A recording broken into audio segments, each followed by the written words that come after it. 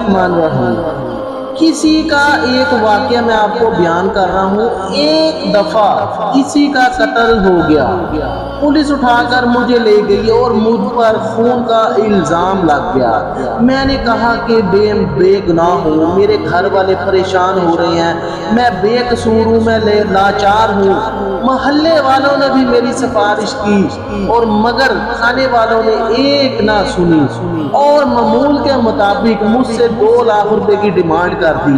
میں آگے ہی بہت پریشان تھا، مزید میری پریشانی میں اضافہ ہو گیا۔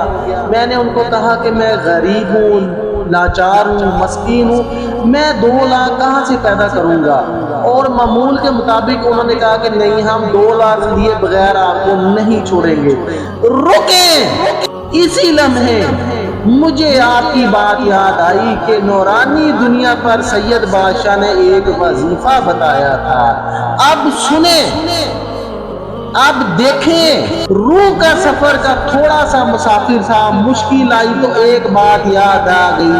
بات کیا تھی؟ اب سنیں، آپ نے ایک بات بتائی تھی کہ صبح جو بندہ فجر نماز کے بعد 40 بار پوری سورہ فاتحہ پڑھے اور سارے دن آمین کہتے رہے جب ٹائم ملے، اور گمان کرے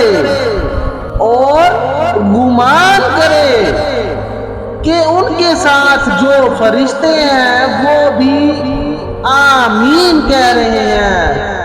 کیوں؟ اب اس بات پر سنیے، ایک بزرگ تھے، ان کی جماعت رہ گئی ایک دفعہ، انہوں نے اپنی نماز کو 27 بار دہرایا۔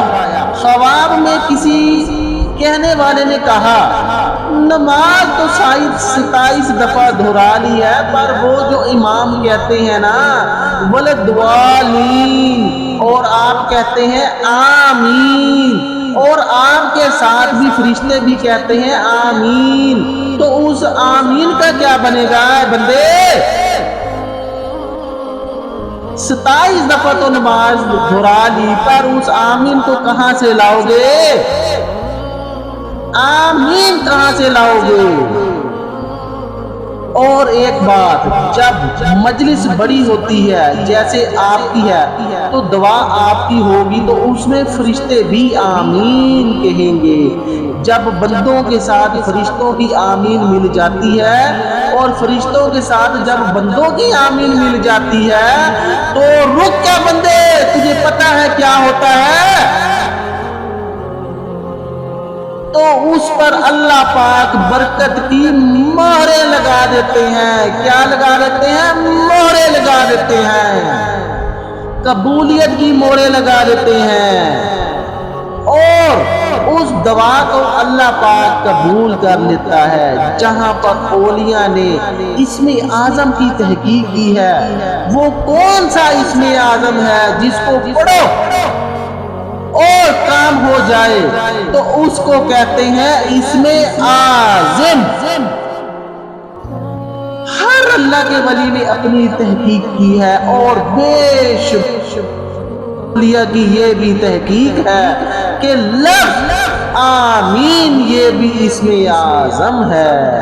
اللہ حوالات میں 8 دن گزرنے کے بعد یاد آیا کہ سید بادشاہ نے نورانی دنیا چینل پر ایک وظیفہ، ایک عمل دیا تھا۔ کوئی وسیلہ نہیں، کوئی راستہ نہیں میرے پاس نظر آ رہا، 2 لاکھ نہیں ہے اور میں ہوں بھی بے گناہ۔ اب سوچیں اس نے آمین درد سے کس بے چینی سے بولا ہوگا، آپ یہ ذرا محسوس کریں کہ اس نے آمین کا جو لفظ ہے کس درد سے بولا ہوگا۔ تو بس اس نے اللہ کے دربار میں لو لگا لی اور کہنے لگا یا اللہ مجھے بچا لے، جیسے تو نے یوسف کو کنویں سے بچایا تھا ایسے مجھے بچا لے۔ اے اللہ ایسے بچا جیسے یونس علیہ السلام کو مچھلی سے بچایا تھا۔